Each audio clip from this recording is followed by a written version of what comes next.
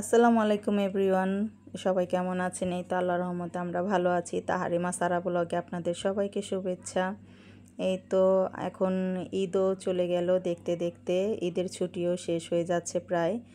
সবাই যার যার কাজকর্মে লেগে পড়বে। এই তো এখন তো আর রোজা নেই, এখন ব্যস্ত রুটিন পার শুরু হয়ে গেল আর কি। সংসারের প্রতিদিনের রান্নাবান্না, খাওয়া দাওয়ার এগুলো। এই তো তাই আপনাদের সাথে একটু শেয়ার করতে আসলাম ডেইলি ব্লগের শেয়ারিং আর কি, কি করি বা না করি আমার ভিডিওর সাথেই থাকবেন। এই তো এখানে একটু পুঁই ফল রান্না করব। এগুলো আল্লাহর রহমতে এগুলো সব আমাদের গাছের পুঁই ফল, আর একটু চিংড়ি মাছ দিয়ে রান্না করব। আমাদের ছাদে গাছ লাগিয়েছিলাম, আমার মা লাগিয়েছিল, সেখান থেকেই পুঁই ফল হয়েছে, সেগুলোই আর কি এই শেষমেশ। আর হবে না আর কি, পেকে পেকে গেছে, আর খাওয়াও যাবে না। তাই ভাবলাম যে নিজের গাছেরটা একটু শেয়ার করি আপনাদের সাথে। গাছও কেটে ফেলেছি। এই তো এখানে আমি চিংড়ি মাছ দিয়ে রান্না করব দুপুরের জন্য, আর আমার ছেলেমেয়ের জন্য একটু ইলিশ মাছ রান্না করব। এই তো তেমন কিছু না, এটা তো স্পেশালি কোনো কিছু না, একবারই সাধারণ রান্না আর কি, যে কেউই পারে। অনেকে খায় আবার অনেকে খায় না, খেতে চায় না। আমার শ্বশুরবাড়ি এলাকাতে কিন্তু তারা খায় না পুঁই ফল, শুধু আমি আর কি খাই।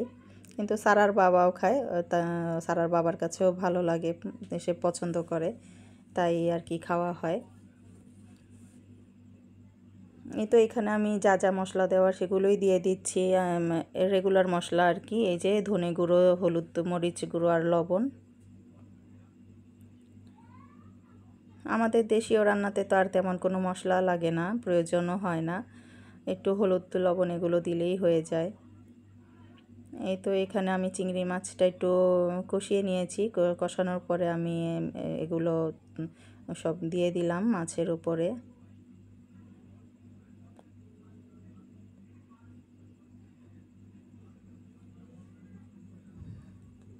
এই তো যে যেখান থেকে দেখছেন আমার ভিডিওটা, সবাই লাইক করবেন, কমেন্ট করবেন।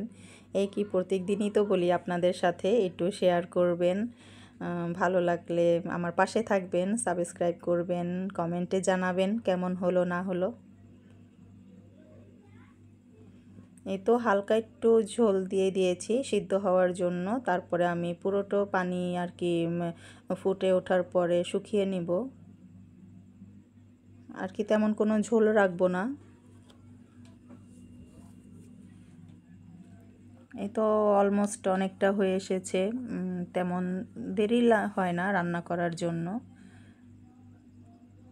এমনিতে সাধারণ ভাজি যেরকম সময় লাগে সেরকমই হয়ে যায়। কিন্তু একটু আর কি গ্রানের জন্য একটু ধনেপাতা দিয়ে দিচ্ছি। এখন তো অনেক সময় দেখা যায় যে ধনেপাতাও খেতে ভালো লাগে না, তরকারিতে তো এখন দেই না, শুধু এই রোজার সময় মুড়িতে একটু খেয়েছি, কিন্তু তরকারিতে দেইনি, ভালো লাগে না, তাই এখন তো আর ভালো লাগবে না। এই তো প্রায় হয়ে গিয়েছে, আর মাছ রান্নাটা আর আপনাদের দেখালাম না, সবসময়ই তো দেখাই। এই তো বিকাল দিকে একটু ছাদে উঠেছিলাম। এই তো সারামণি, প্রচুর গরম এখন, সারা আইসক্রিম খাচ্ছে, তাই বলছে যে আম্মু তুমি খাবে।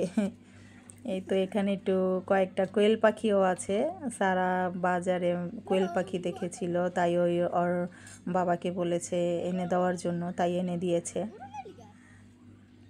এখানে 6টা কোয়েল পাখি, একটা একেবারেই সাদা রঙের, আর বাকি 5টা একটু লাল রঙের, কালো রঙের আর কি।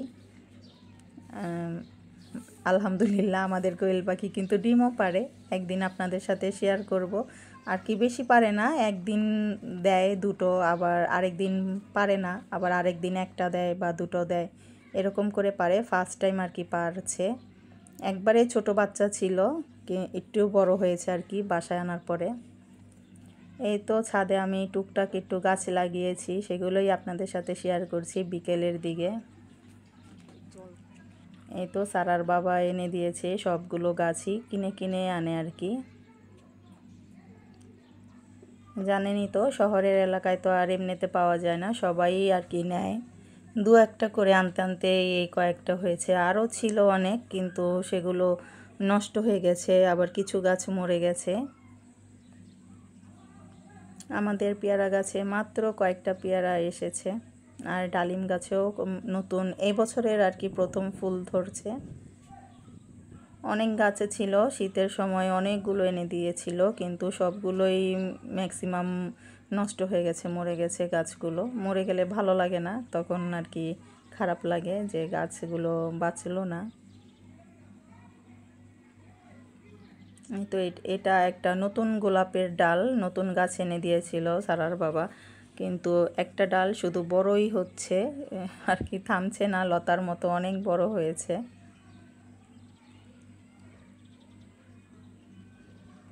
এই তো যখন ভাড়া বাসায় থাকতাম তখন প্রচুর গাছ লাগানোর ইচ্ছা ছিল যে গাছ লাগাবো। এখন এই তো দেখুন একটা মরিচে কালো মরিচ এনেছিল সারার বাবা, এই যে এখানে ধরেছে অল্প, অনেকগুলো ফুল ছিল মাশাল্লাহ, কিন্তু অল্প কটাই মরিচ ধরেছে, বেশি ধরেনি। এখানে আমার মা এটা জালি কুমড়া গাছ লাগিয়েছে এখানে, আর একটা বটবটি গাছও লাগিয়েছে পাশে। আমার মাও মাঝে মধ্যে লাগায় গাছ। আমার আন্টিরাও যখন আসে আমার জন্য যে তরকারির গাছের বীজ আনে আর কি লাগানোর জন্য, বলে এটা লাগিয়ে দে, হবে ভালো হবে। অনেক সময় হয়, আবার অনেক সময় হয় না। আর এই যে এখানে বেগুন ধরেছে, দেখুন মাশাল্লাহ বলে দিবেন সবাই। আমাদের বাসায় সারার বাবা আমাকে অনেকগুলো বেগুন চারা এনে দিয়েছিল, আবার বড় গাছও এনে দিয়েছিল, কিন্তু একটাতেও হয়নি বেগুন। অনেক ফুল ধরেছিল, কিন্তু ফুল হয়, ফুলগুলো কিন্তু ঝরে ঝরে পড়ে যায়, ফল হয় না। এই প্রথম ফল হলো আর কি, বেগুন হলো। না হলেও 20-25টা গাছ এনেছিল, কিন্তু একটাও টিকেনি, কয়েকদিন বেঁচে থাকে তারপরেই মরে যায় বা শুকিয়ে যায়, আর বেগুনও ধরেনি। এই প্রথম ফার্স্ট বেগুন ধরলো আমাদের গাছে আর কি। এই তো আপনাদের সাথে একটু ছাদটা শেয়ার করলাম, আপনাদের ভালো লাগলে জানাবেন কমেন্টে কেমন হলো।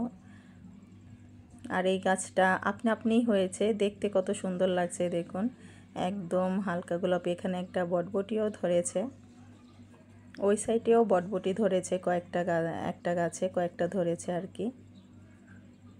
আমি প্রত্যেক দিন ছাদে উঠি না, মাঝে মধ্যে উঠি, সারার বাবা উঠে গাছে পানি দেয়, আমি প্রত্যেক দিন দিই না।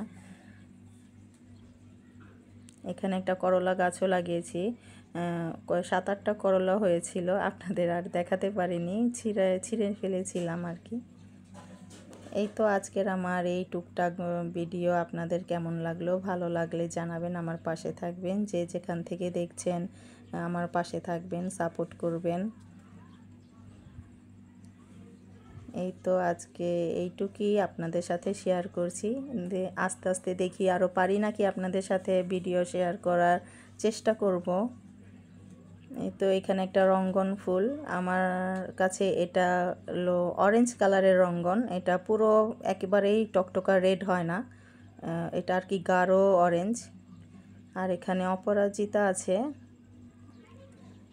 আরও আছে এই গাছটা, বিচির থেকে আরও অনেকগুলো চারা করেছিলাম।